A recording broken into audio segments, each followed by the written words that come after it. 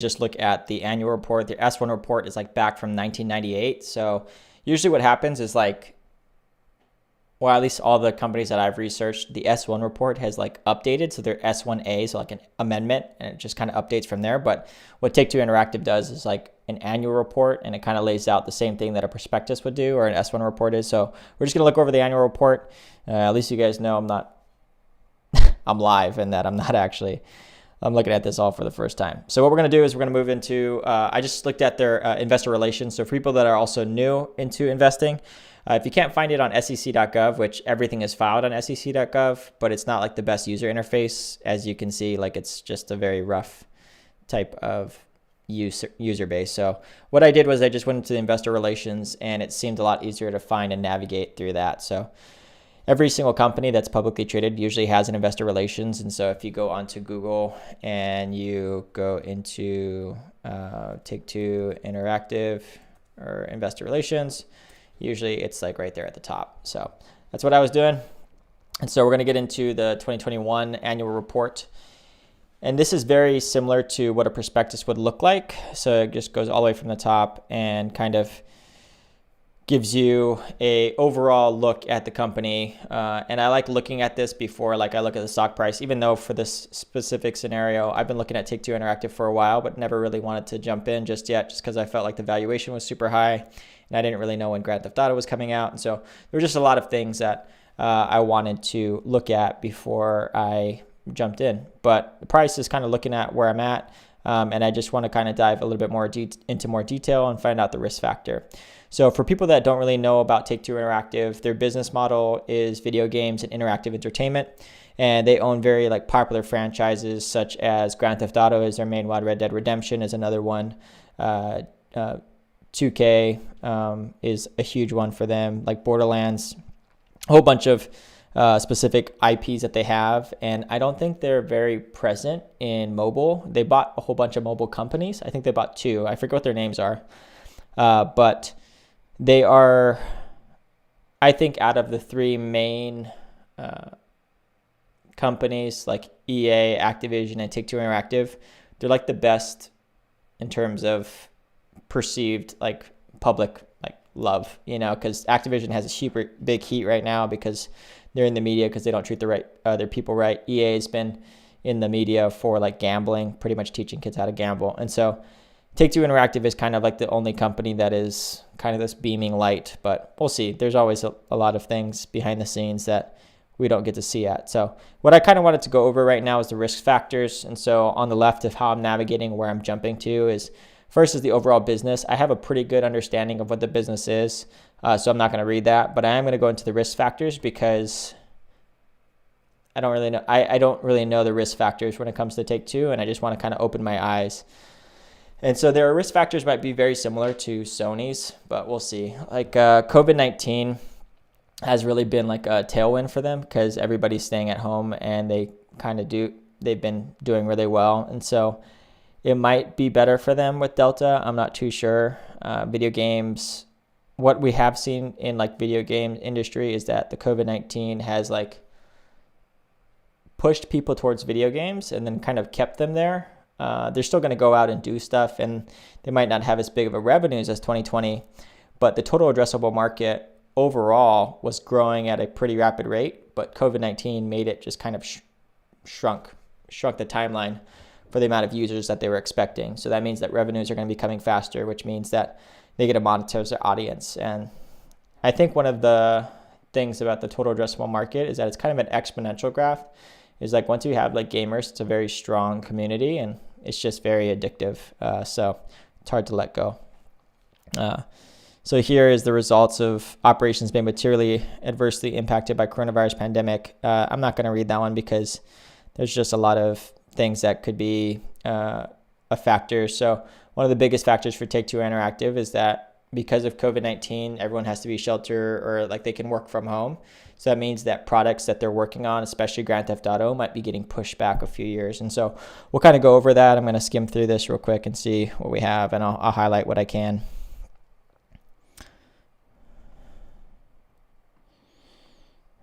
What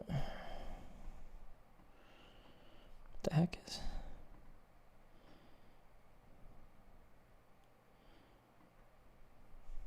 So confused. Whatever. Maybe I don't need a highlight.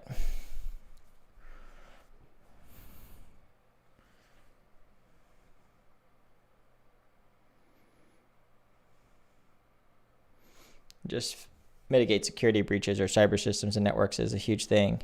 Can have adverse effects on their business. Okay.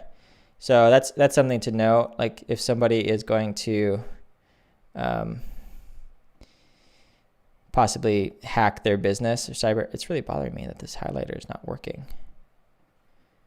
It's usually if I toggle this. Okay. Okay, so one of their biggest things that like Take-Two Interactive does is like NBA 2K, and that's like one of their biggest revenue drivers. They have tournaments on it. They have like an actual following that is pretty like cult-like. Grand Theft Auto is definitely cult-like, but Take-Two in terms of NBA 2K and everything like that, and they're about to get into football, so that's going to be something for like demand for sports titles. And okay, so if there's not that much people playing sports, then that means that like there's not going to be much video games being played, and it's kind of like out of sight, out of mind type of thing.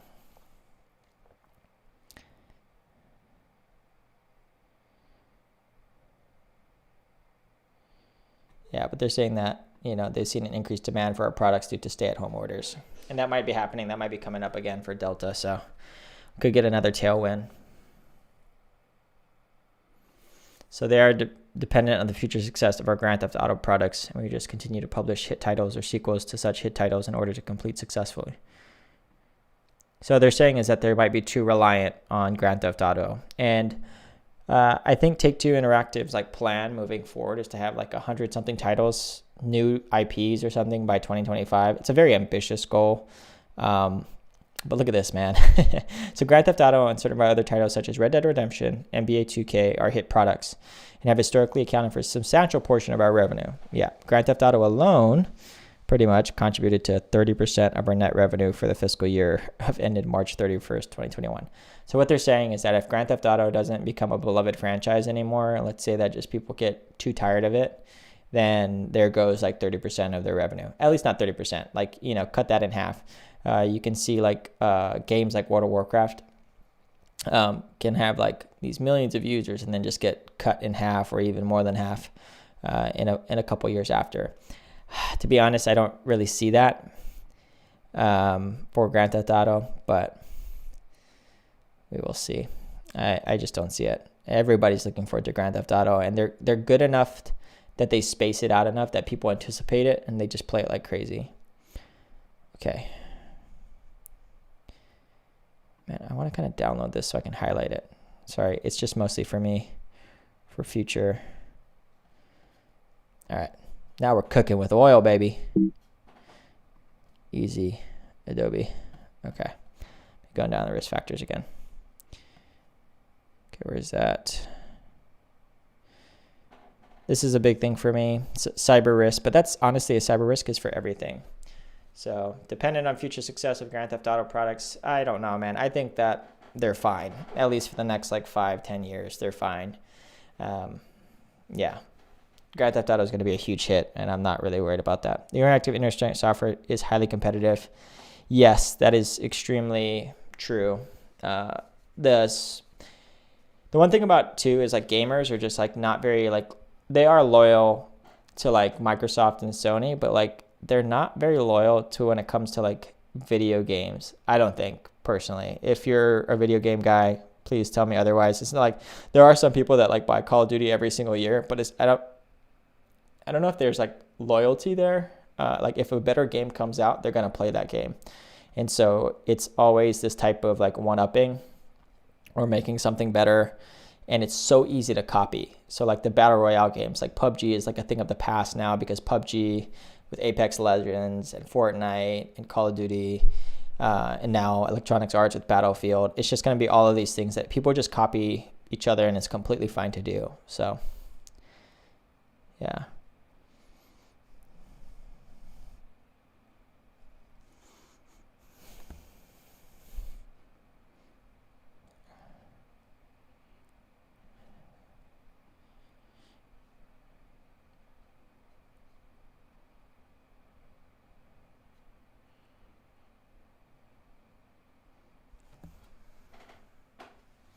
Give me a second.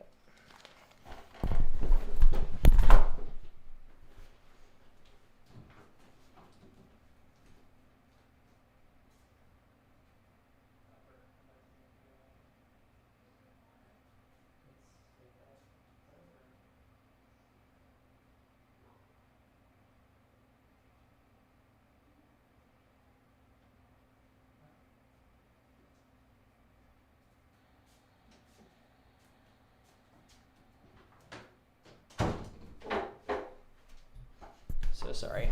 Thought I was smelling something burning, but Hannah's making something. That's not a burn towards Hannah, by the way. I'm not saying that she's not a good cook.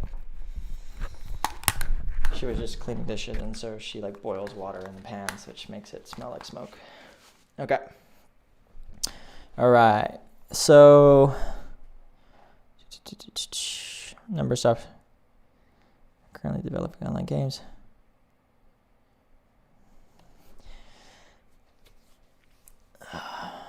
Okay, so it's not really said here, but I guess it is said because interactive entertainment software industry is highly competitive. I don't think Take-Two and especially their IPs are going anywhere, but there is like a crypto space in which that is kind of building. Gamers and crypto are kind of like, I don't know. I think they're a lot more tied than a lot of people think, and I think crypto, and if it getting more mainstream, is going to take market share away from like these big guys right here. Activision, EA, and Ubisoft.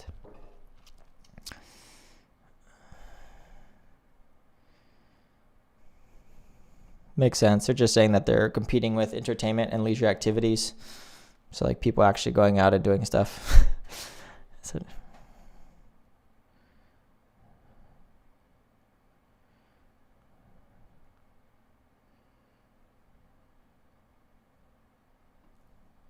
okay. So I didn't know this, though, is that they're third-party software developers to develop new interactive entertainment software with anticipated release schedules and cost. So I didn't know that they had third-party software developers. I thought everything was in-house. Good to know. So what it's saying here is that like they outsource. So think of it like Fiverr or Upwork, right? You hire a freelancer to do specific work. Not saying that like they're doing like stuff. There might be doing some third-party offloading of like, let's say that, for example, there's a portion of Grand Theft Auto City that like is outsourced to a studio in which that they're working like the fine details of, I don't know, specific things. And if they don't develop to a point or satisfaction of Take-Two, it reduces the cost, or it's more cost on them because they have to find something to rework, or also like they just don't meet deadlines and then don't get to be able to release the game on time. And that reduces revenue, all kinds of stuff. Yeah, third-party developers anticipated development delays, financial difficulties, additional costs. It's just hard for these small studios and third-party developers to do stuff. It's very sad. They just don't get paid as much, and they work so much. They work long hours.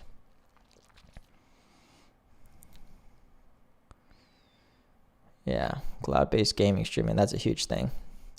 That's my big worry. It's not. I say it's not here yet, but it is here.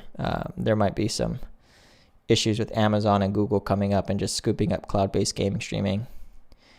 Amazon is like the big one, right? Because they have Twitch, which I'm streaming to right now.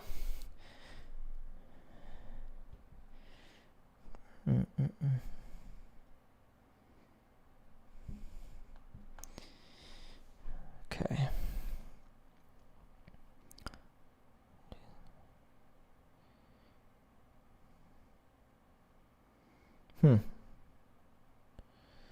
Significant market acceptance. Yeah, I think the wrestling is like, hasn't been like their wrestling franchise hasn't been very good. It's not been received well. But it's also wrestling. I don't think it's like they're not trying to make it a main IP. Maybe they are, but just let me. Okay.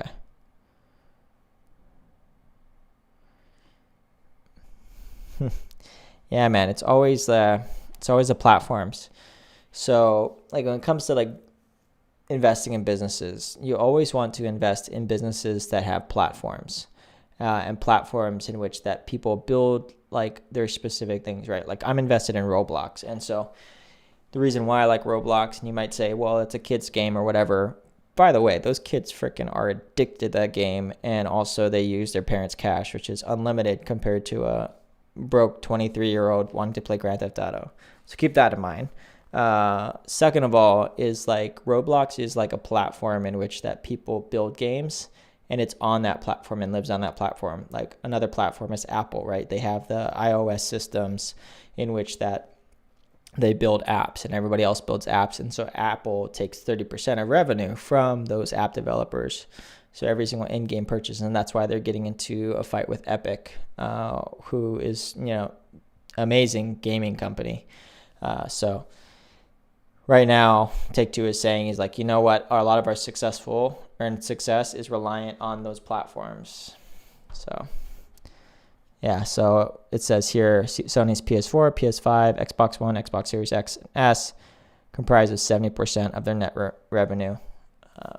So just relying on the platform, right? And so the big thing is that if they tweak and they want a higher percentage from the platform, let's say that Microsoft or Sony wants 30%, like that means that their revenue is cut by 30%.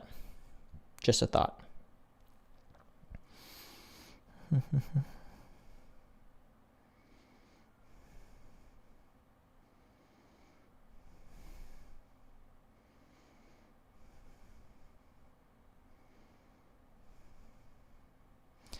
Okay, so I guess I never really understood why like Take-Two Interactive never like really goes all in on like a release of a Grand Theft Auto 6 on an Xbox or PlayStation release. So this is why. So typically reduce their purchases of products from prior generation consoles in anticipation of purchasing a next generation console. So they stop purchasing on their current ones, and then they purchase their next gen consoles. And then during those periods, sales of products we publish may decline until new platforms achieve wide consumer acceptance. So there's just kind of this transitional period that people don't really want to purchase on their old console because they're saving up or products are sold out on their newer consoles. That's cool. I didn't know that. It's smart of Take-Two to see that data and transition.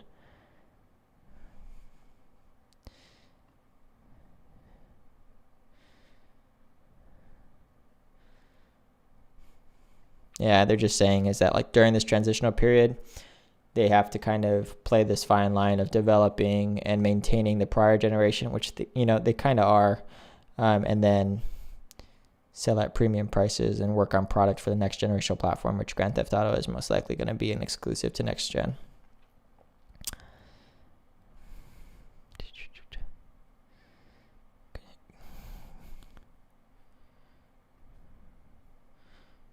Okay, online services,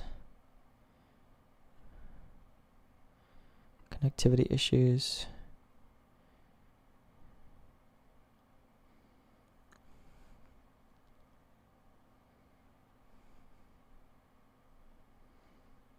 I'm confused. Oh, okay. Okay. Yeah, they were just saying that they relied on third parties to connect to those. So not only are they reliant on Microsoft and Sony to play their products, but also they're reliant on Microsoft and Sony to keep their servers up for people to use their online service, in which that, people that want to play Take-Two's game can play online with their friends. So there's kind of two layers there.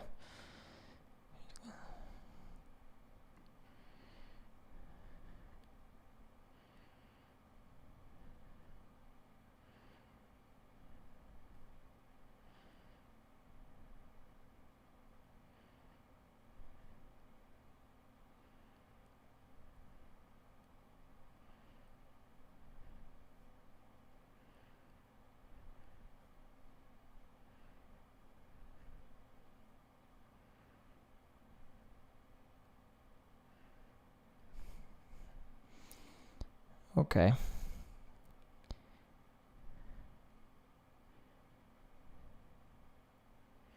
Huh. Investors like reoccurring businesses and reoccurring money, so you can kind of predict the growth. So the more constants there are, the less variables there are. So they're saying is that, we may experience declines or fluctuations, so variables in the recurring portion of our business. So recurring means annualized revenue, right? So NBA 2K sells every single year with a new lineup. So that means that NBA 2K is going to be like a kind of a money maker for them. Every single year they release it with new lineups, and that's good to go.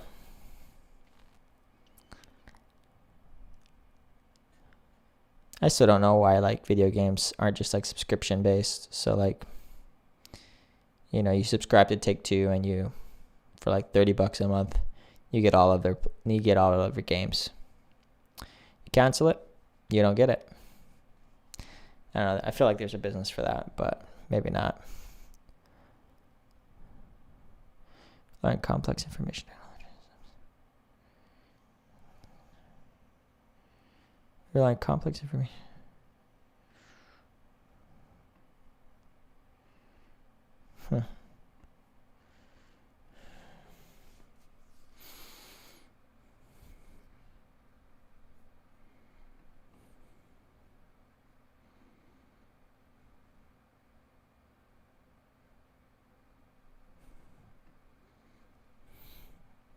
Yeah, okay. So they're just saying network failures.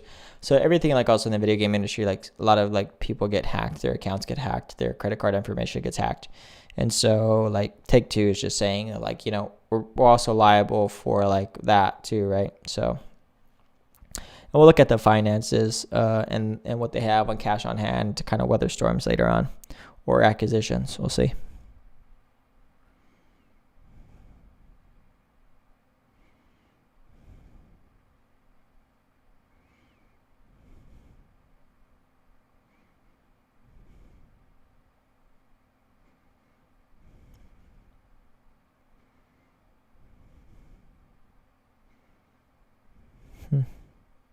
Sorry, I keep on doing that.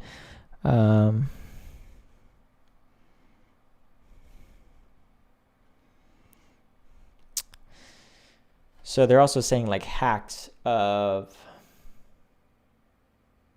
I see a scenario happening. So when it comes to like Take-Two NBA 2K, for example, there's like a in-game currency called VC, so virtual currency, and that VC is also sometimes glitched, or sometimes people find hacks in which to duplicate that.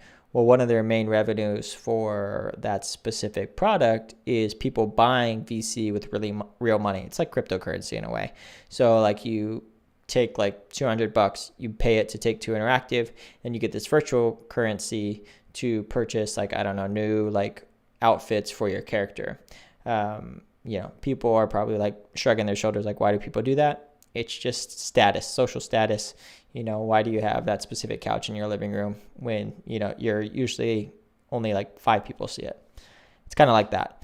But when it comes to like virtual items, they're talking about like black market sales and either like hacking it and then selling it in like the real world for like a few dollars.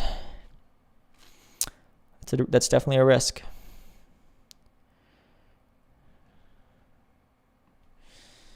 Yeah, it's just saying that like, once there's a breach, a lot of people lose trust. And so they're not going to want to use that game anymore. It's kind of like what happened with like Zoom for like, I don't know if you guys remember in the beginning of COVID, like Zoom got hacked or like people could go into meetings without like security. And so Zoom was they took a hit. And so they're a lot better now. So.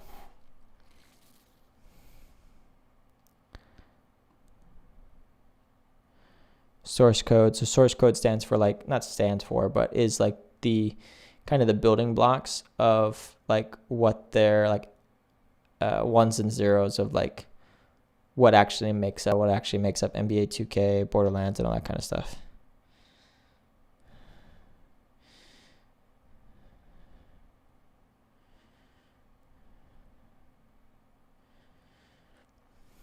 So that's another thing too, is like you give the source code So you give people the ability to work on this core product that is going to possibly make you millions of dollars. Well, the third parties could actually release that out to somebody else in misproper use and unauthorized use. That's a risk for sure. Again, that's not like huge red flags though. Our efforts to expand into new products. This might have been a red flag. I might have spoke too soon. So the one thing about like ambitious and big goal to make a lot more games. Sorry, let me read this real quick.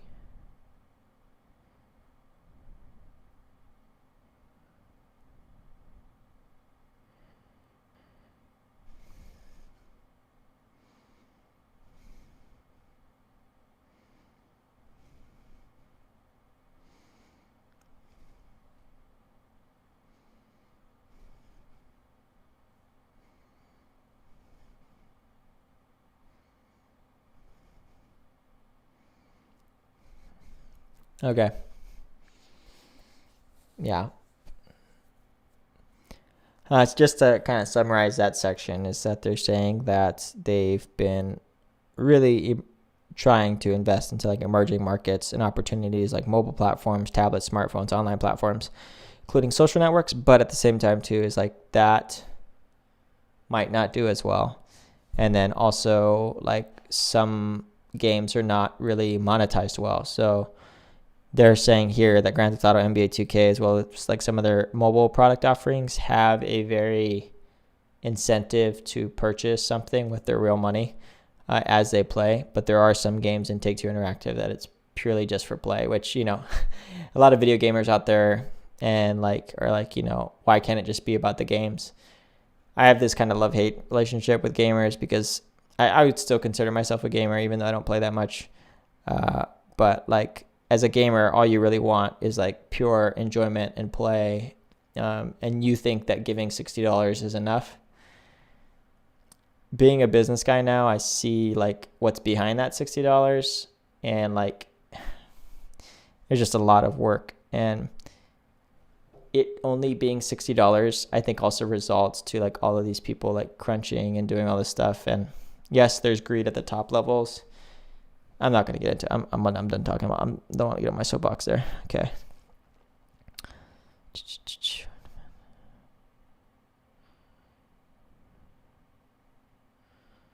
Senior management relationships. Yeah, they're saying this mostly because Activision just crapped the bed on like treating their people right.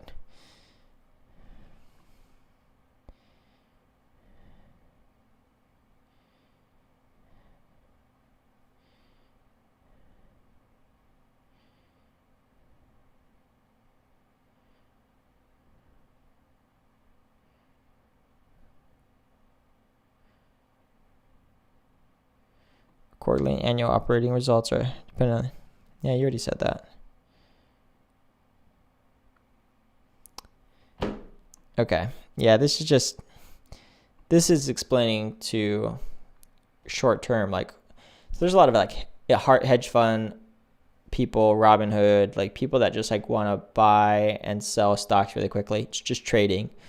And so what they're saying is that some quarters are going to be hit dependent, right? Or like there's going to be periods of long lulls in which that, you know, Grand Theft Auto doesn't come out, Red Dead Redemption doesn't come out, 2K isn't a really grand update, so they're not going to be that big of a sales. And so that usually fluctuates, and that means also the price of Take-Two also goes down. So I would say it's a very cyclical stock, cyclical being that like, you know, it has seasons in which it does really well. And it provides a lot of pretty good return on their investment. And right now, I think, honestly, is a good time to buy Take-Two for the fact that Grand Theft Auto is going to come out. And it's just, I think it's a moneymaker. Honestly, you saw at the top, you're going to say that it's 30% of their revenue comes from Grand Theft Auto. We're going to go down to financial data. I'll just go to it right now. We'll go to their financial data. So let's just say their net revenue, right? Their net revenue is I think this is a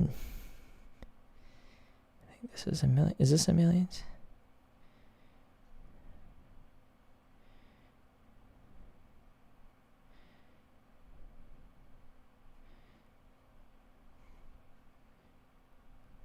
No, that's the billions for sure.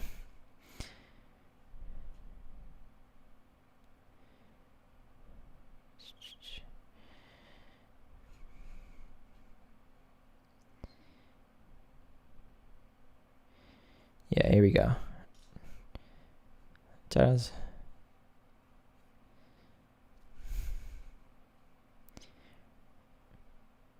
So yeah, 3.3. Crazy. It's billions. Crazy. 3 point something billion. So 30% of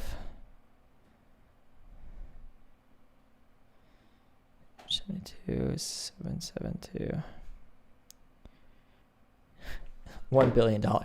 I could have just said that with my head, but $1 billion comes from Grand Theft Auto.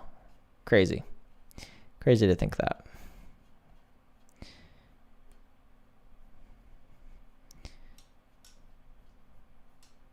Man, they have a lot of risks. Okay, I'm just going to start reading the bold. Price protection granted to our customers in returns of our published titles by our customers. Okay, that's not really a risk. A limited number of customers. Sorry, that's just saying used or like price protection, like 30-day money back guarantee. It's not really an issue. It's saying that, okay, there's a very like niche people that like actually use their sales, and they account for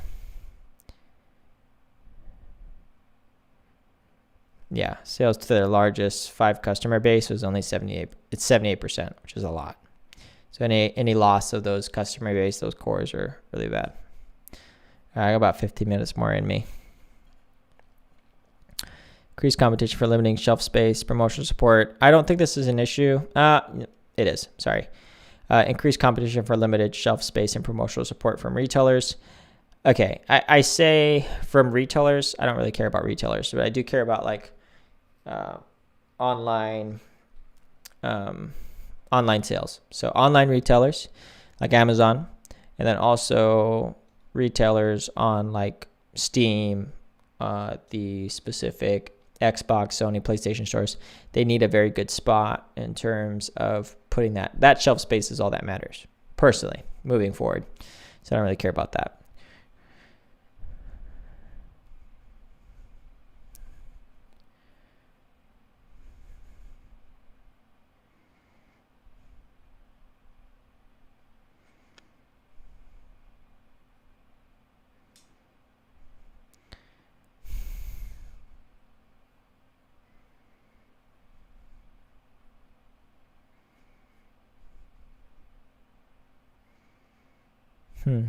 Why are they seeing this as a negative? So I'm going to read this sentence that I just read.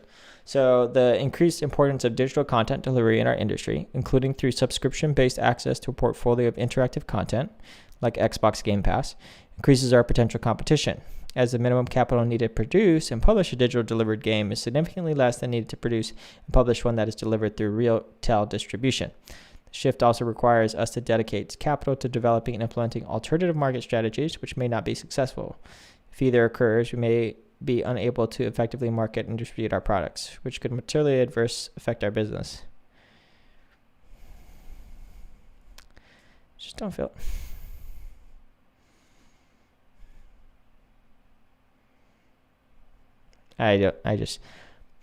Okay, maybe I get what they're saying.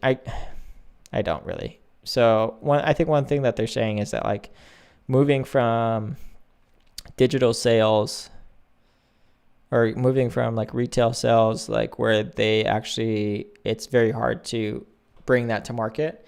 So if they have digital sales, it's very cost effective for like small companies to compete with Take-Two. So they're just saying that they're losing their big boy advantage. Whatever, just compete, bro. All right, our business is partly dependent on our ability to enter. Yep, it's big. I think everybody wants to be part of Grand Theft Auto, so I don't even think that's an issue. We cannot publish our titles without the approval of hardware licensors. Yeah, that's big. We rely on a limited number of channel partners, some of whom influence the fee structures for our online distribution of games on their platforms. I'm confused. Rely on limited. Okay. So they're just saying Microsoft and Sony.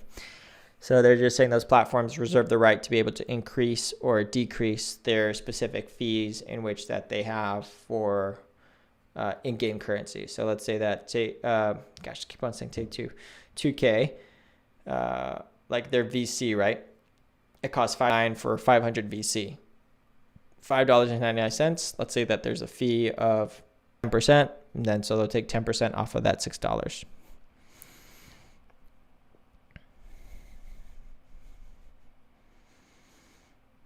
Open source. I didn't know they had open source. It's pretty cool.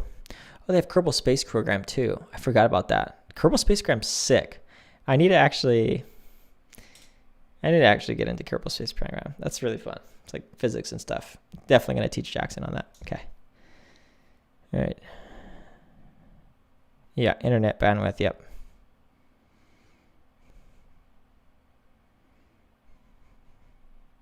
Ratings of their video games.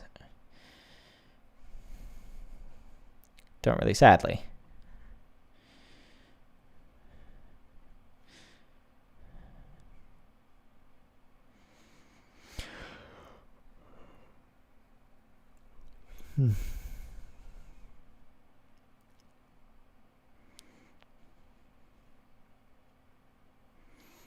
Yeah, face risk from international operations. Like, I definitely think China is a big one.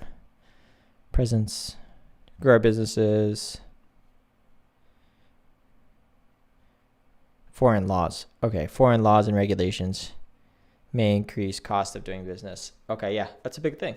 All right, we'll keep an eye on that. We'll see.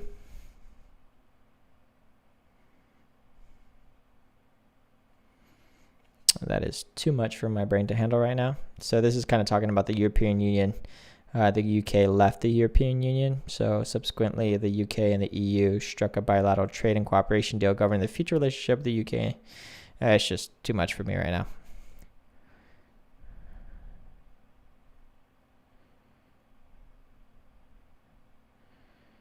Unable to protect intellectual property. Yeah, if they can't protect the intellectual property, that means that other people can use it, which means that they'll take market share from them. PUBG put a patent on like the specific battle royale games and the cloud coming in, or the shrinking of the zone. They could have had a corner on the market. That's rough. I don't know. Maybe they did and they just didn't get it.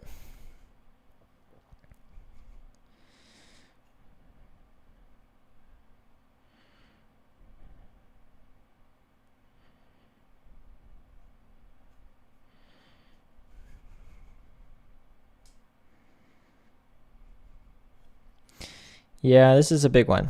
So I have to say our ability to acquire and maintain licenses and intellectual property,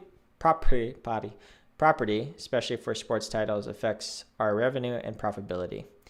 So for example, a lot of people don't know this, but they're trying to get Chuck, not Chuck, the show Chuck, but Charles Barkley on NBA 2K. And he refuses to go on for the fact that they're not compensating old players and they're just using their styles and they should feel like he should get paid. I agree with Chuck. But yeah, that's a big thing, which means that they have to pay them more, which leads to lower revenue. I think it's worth it though. You'll have record sales for the first time, Charles Barkley.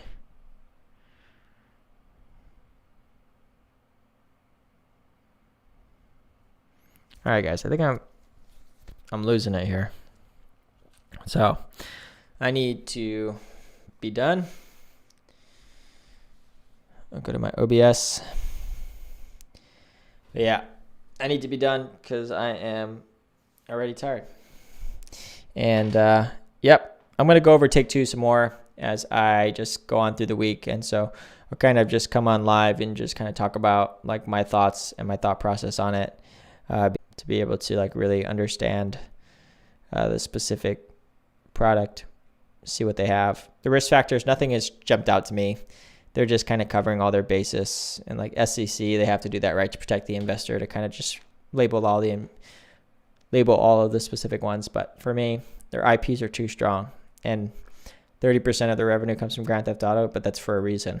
Those Grand Theft Auto people love Grand Theft Auto, and every single time they make a sale, like, to be honest, I'm probably going to do a leap on them, just for the fact that, like, they're, as soon as you hear about Take-Two, it's like just Grand Theft Auto release is huge. And so I'm just probably going to